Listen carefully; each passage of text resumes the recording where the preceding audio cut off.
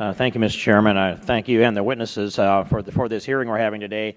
It looks to me like there are several of you that have lived this for a long time, and there are a lot of expertise at the table. I'm curious first, I'd turn to Mr. Crosby, and in your testimony you said there are 17 consecutive double-digit quarters of e-commerce increase. And so can you tell me at this point then what percentage of the taxable commerce goes to e-commerce? According to the most recent census numbers, the unadjusted figures are that 7% of all retail commerce is now e-commerce. 7%? Correct. And 10 years ago, what was that? 0.7%. Okay. And is there a projection on where that takes us in 10 years? It will continue to increase. I don't think that they're... Okay. We can project that however we like at that percentage a year. That's a smaller number than I expected, and I expected it would give me a little bit more heartburn than it actually does. But can you tell us how many taxable districts there are, different sales tax districts there are in the United States? Sure, there are about 9,600 sales taxing districts in the United States. Okay. Many of those are local governments, county governments, or different districts for special purposes, as Ms. Lovgren talked about. And it was curious to me that some of her track of thought was tracking the same path that I was following in that. And so when you look at all of these districts, I mean, how often do you anticipate one would need to upgrade their software with these 9,600 districts that could potentially be changing their tax rates at any time? One of the components of most of the pieces of legislation that have been introduced would restrict how frequently state and local governments could change their tax rates or their tax bases to a calendar quarter to make it easier for software companies to keep up. You could upgrade once a quarter under that proposal? Correct. And they do so today. They can keep up. Certainly, it would be easier if it were restricted to quarterly.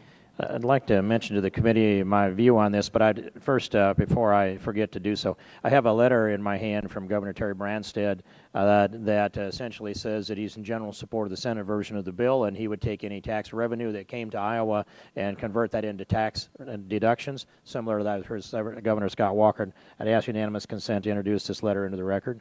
Without objection, it will be made a part of the record. Thank you, Mr. Chairman. And then just to lay out my position here is that I believe that it's just in its equity to collect sales tax for sales, whether they are brick and mortar or whether they are click, or whether they are foreign sales as well.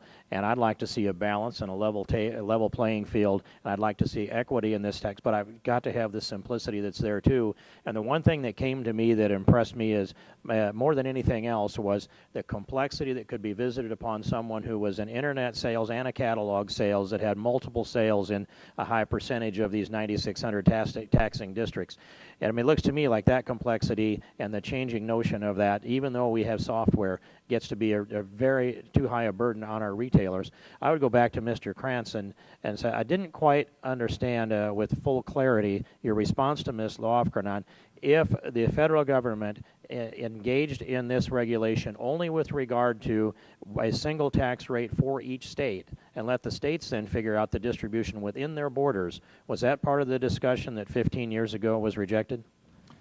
It was, and again, it was because of the fear that it forces a tax rate increase for all the lower jurisdictions. So the conclusion at the end of the debate over is one rate per state the right answer was no, that in today's modern economy, there should be an app for that. There should be software that can do it. And in fact, But how does it force a tax rate on a state?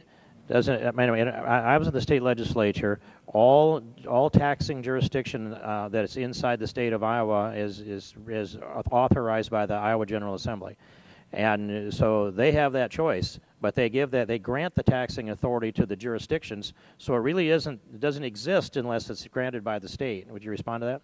In some states, that's right. The local ability to impose tax and determine tax rates is granted by the state legislature. In other states, in Colorado, for example, the locals have what's called home rule authority. They have Colorado constitutional rights to set their own rates. They don't need the legislature's approval. Okay, my time is running out, and so I'd like to say this, that I want to thank Mr. Michella for giving me the Bowman case. I think I can find another case that's on point on. I'll catch up with you on that a little bit later, but I wanted to let the committee know that I'm concerned about how we get this right because one day I want to abolish the entire federal income tax code and replace it with a national consumption tax. And if we get this right, it helps lay the foundation for H.R. 25, the fair tax. And so I'm focused on this more than I might otherwise, but it's very important to this country to get this right. And I want to protect our brick and mortar people, and I want to allow e-commerce to expand. I want to do it with simplicity and not with an overburdened federal regulation. So thanks for all your efforts, and your focus on this has been an excellent panel. Mr. Chairman, I yield back.